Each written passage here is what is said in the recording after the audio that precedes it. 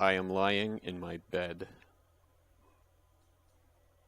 Situated on the north wall of my room, 1.8 meters from the east wall and approximately 1.7 meters from the west, defining a spot, alas, not quite in the center, a modest single bed, blue comforter, blue and white striped pillow. On the west wall hangs a poster of G.W.F. Hegel, guarding the semi-permeable membrane of my door by his tendency to sesquipedalian obscurantism.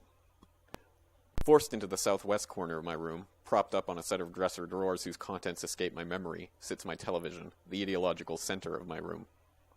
In the southeast corner locates itself my desk, whereupon I, with masterful strokes of pen upon paper, render indefatigable, and at a right angle is my reflecting pool where I find myself whiling away the hours indulging my narcissistic proclivities. But I digress. All this is of only tangential relation to my current predicament, and it is thus. I am lying in my rectangular bed in the not-quite center of my rectangular room, head propped up at a 47-degree angle on my blue and white pillow, staring at the phone table directly across from me. As per usual, the table contains my cordless phone which has not been used in months because I have never been able to find its recharging base. Also on the phone table lies one telephone book with the listings of the citizens of the Calgary area. One decided difference forces itself into my consciousness this morning, however. One extra object lies on the tabletop. How I phrase this next line is very important, for if I merely say that it is resting on the telephone book, I surely lose the malevolence implied in its mere action of existing in that spot, the incomprehensible vexation which its situational positioning implies. There, resting diagonally, exerting itself spatio-temporally into scornful oblong and sleek ergonomically molded edges, stubbornly sprouting circular buttons of various shapes and sizes, smugly reflecting its plastic exterior, my television's remote control. Hiding in the solace of a mathematical formula, my dilemma can be defined with recourse to the following notation. Henceforth, R will stand for the remote control, J will stand for myself, X for the length of my arm's reach, M for the predicate defining a subject as being melancholy, and D for the two-place relation of spatial discontinuity. From basic trigonometry, we know we can find the distance between myself and the remote by taking it as the hypotenuse of a right-angled triangle and calculating it as the square of the sum of the square of the other two sides. And we arrive at a drj which is undoubtedly greater than x. Thus, melancholy me. To be honest, when this strange configuration of phone table, telephone book, and remote control entered my consciousness, I was nothing short of flabbergasted.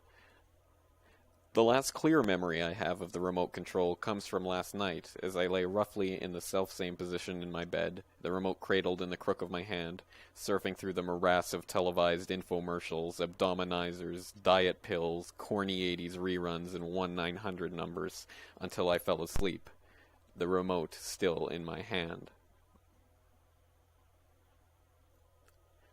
I must in all fairness point out that the alternative possibilities for the efficient cause of the remote control no longer resting in my hand are too numerous to mention, not the least being the possibility that the remote control might not have quantum tunneled to its present position, given the indeterminacy inherent in quantum theory. Regardless of how it got there, the problem remains the same. I am lying on my bed.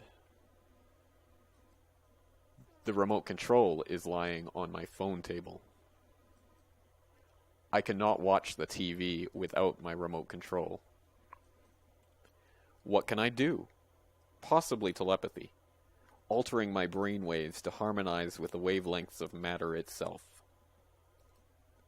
Using, as popular culture would deem it, the Force. A Jedi mind trick learned through discipline in the Dagobah system. Recalling the wise words of Yoda. Do or do not. There is no try. Come to me, my remote control.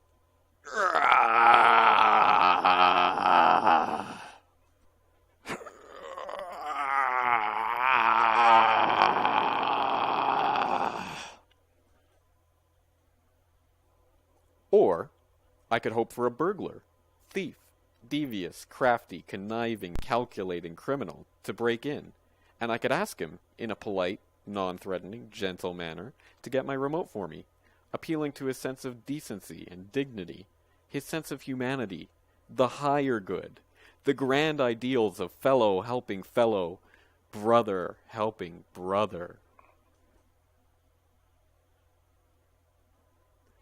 Or, I guess I could get up.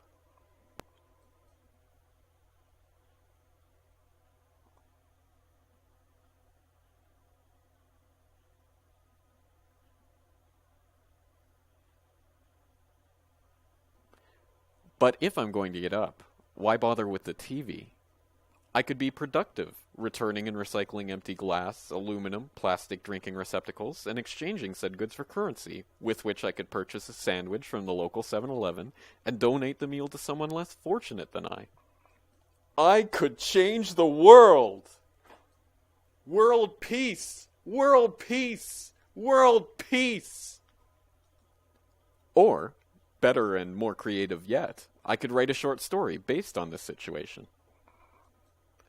I could show my friend Andre, and he'd like it, and he'd make a movie out of it. And I could be in it. The star. Joining the pantheon of cinematic legends, making millions upon millions upon millions, rich and powerful. Everybody would want me, and love me, and want me, begging, groveling, sniveling at my feet.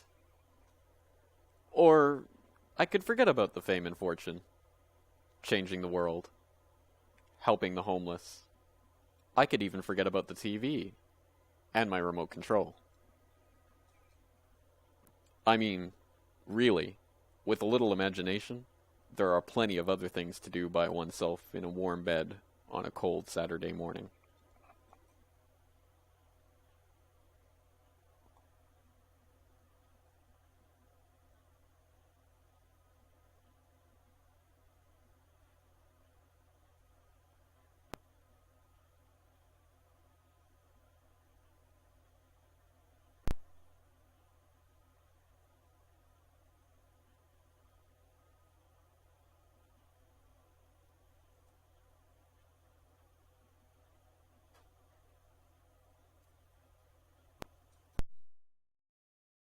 Have you heard of Black Belt Jones?